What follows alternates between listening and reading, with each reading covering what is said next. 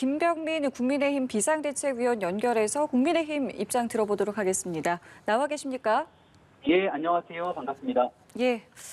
먼저 조금 전에 저희가 박성준 원내대변인께도 질문을 드렸습니다마는 이 이명박 정부의 불법 사찰 논란과 관련해서 이제 김겸혁 국회 정보위원장의 입장에서는 당사자들이 이미 정보 공개 청구를 요청한 사안이다. 재보궐선거와는 전혀 상관이 없다라고 밝히면서 야당의 비판에 선을 긋는 모습이었는데요. 여기에 대해서 어떤 입장을 좀 갖고 계십니까? 아마 보시는 국민들께서 판단하시지 않을까 생각됩니다. 제가 야당 입장이라 한 기사를 보다 보니까 이런 제목이 있더군요. 정치 구단 박지원 국정원장 리스크 점점 현실화된 정치 개입 논란. 우리가 잘 알고 있는 국정원장 박지원 원장은 대한민국에서 꽤나 유명한 정치인이죠. 예. 사실상 국정원에 들어가고 나서 국정원의 국내 정치 개입을 완전하게 끊어내겠다고 선언했던 만큼 박지원 원장이 그 자리에 있는 것이 어색하다는 여론들도 상당했습니다. 아니나 다를까 박지원 원장 취임 이후 선거를 앞두고 이런 내용들이 쏟아져 나오는 모습들을 보면서 국민들이 오해를 하는 모습들을 보이는 것이 어색하고 이상한 일일까 한번 이런 내용을 민주당에게 질문을 던지고 싶고요. 이 사안이 세상에 알려지게 되면서 최초로 보도됐던 게 지상파 방송에서 또 시작이 됩니다. 근데 그 지상파 방송이 보도됐던 내용이 국정원 고위 관계자를 인용을 하더군요.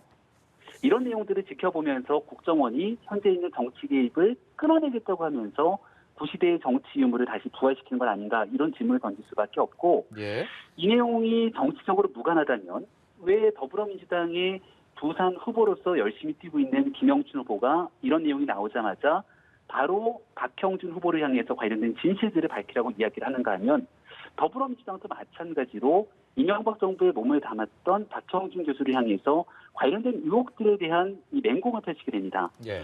국정원에 관련된 과거에 잘못된 일들이 있기 때문에 이 문제를 끊어내고 새로운 국정원을 만들자는 얘기를 했던 게 벌써 문재인 정부 출범됐던 2017년, 18년, 19년, 20년, 4년이라는 시간이 지났는데 예.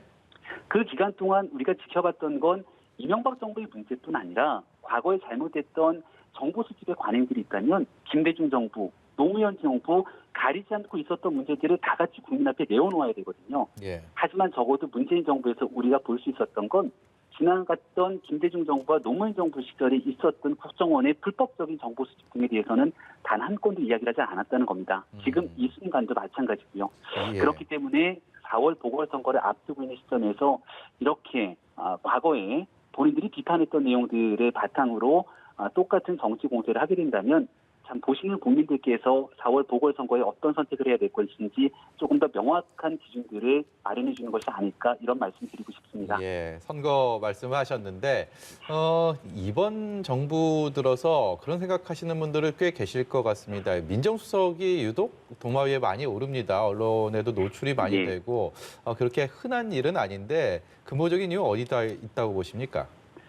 일단은 문재인 정부 들어서 검찰 개혁이라고 하는 그 본인들의 굉장히 최대의 과제에 대해서 힘주어서 국민들께 말씀을 많이 주셨죠. 검찰 개혁을 바라보는 여러 가지 의견들이 좀 다를 수 있겠습니다만은 문재인 대통령이 윤석열 총장에게 임명하면서 했던 살아있는 권력을 향해서도 엄정하게 수사라는 바로 그 말. 여기에 대한 갈등이 지금 민정수석 문제의 근본적인 원인이 있다고 생각합니다. 살아있는 권력도 엄정하게 수사할 수 있는 검찰의 정치적 독립을 위해서는 민정수석은 관련된 일에 대해서 정치적 엄정 중립을 지키고 이 일에 개입해서는 안 되는 일이겠죠. 예.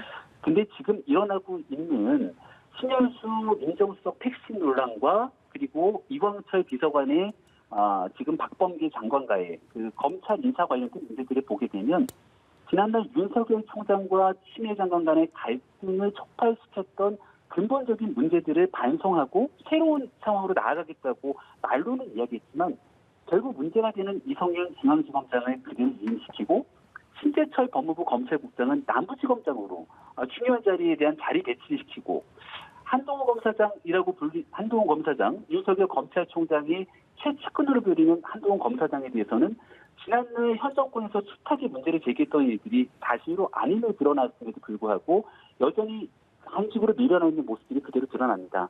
그러다 보니 이런 문제들을 바탕으로 신현수 민정수석이 현재 내부에서 돌아가는 일들에 대한 문제가 있기 때문에 사의를 표명했던 것이고 그렇다면 청와대에서 국민에게 약속했던 정말 엄정한 정치적 중립을 지켜낼 수 있는 검찰 개혁은 말뿐인 허울에 불과할 수 있는 거거든요.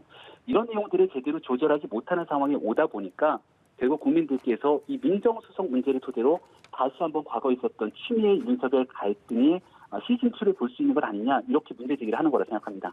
네, 저희가 지금 남은 시간이 한 1분 정도 있어서요. 짧게 마지막 예. 질문 드리겠습니다. 김명수 대법원장이 오늘 임성근 부장판사 탄핵소추 또 거짓 해명 논란과 관련해서 사과를 했습니다마는 거취에 대해서는 뚜렷한 입장을 밝히지 않았는데요. 여기에 대해서 국민의힘은 앞으로 어떻게 대응하실지 묻겠습니다. 얼마 전에 진행됐던 한 여론조사 기관의 조사를 보니까 국민 상당수가 김명수 대법원장의 사퇴를 요구하고 있더군요.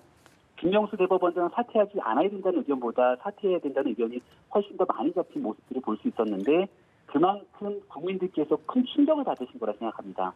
왜냐하면 국민을 대변하고 있는 국회에서 김명수 대법원장에게 분명한 공개 질의를 했고, 김명수 대법원장이 이끌고 있는 대법원에서는 관련된 내용들, 그러니까 그 탄핵에 관련된 내용 속에서 이 사퇴 수리하지 않았던 부분들에 대해서 분명하게 국회에 얘기를 했지만 전혀 다른 내용이 녹취록을 통해서 공개가 됐던 겁니다. 이 무너진 사법 신뢰에 대한 문제를 단순하게 김명수 대법원장이 과거에 있었던 본인의 사과 몇 마디로 끝날 수 있는 문제인가, 김명수 대법원장이 사퇴가 아니라면 어떻게 무너진 사법 신뢰를 회복할 수 있을 것인지, 거기다 구체적인 이 대안을 국민 앞에 내어놓을 수 있을 때 사법 신뢰가 복원되고 회복될 수 있는 조그마한 가능성이 남아있을 거라 생각합니다. 예, 알겠습니다. 지금까지 김병민 국민의힘 비상대책위원이었습니다. 오늘 말씀 고맙습니다. 예, 고맙습니다.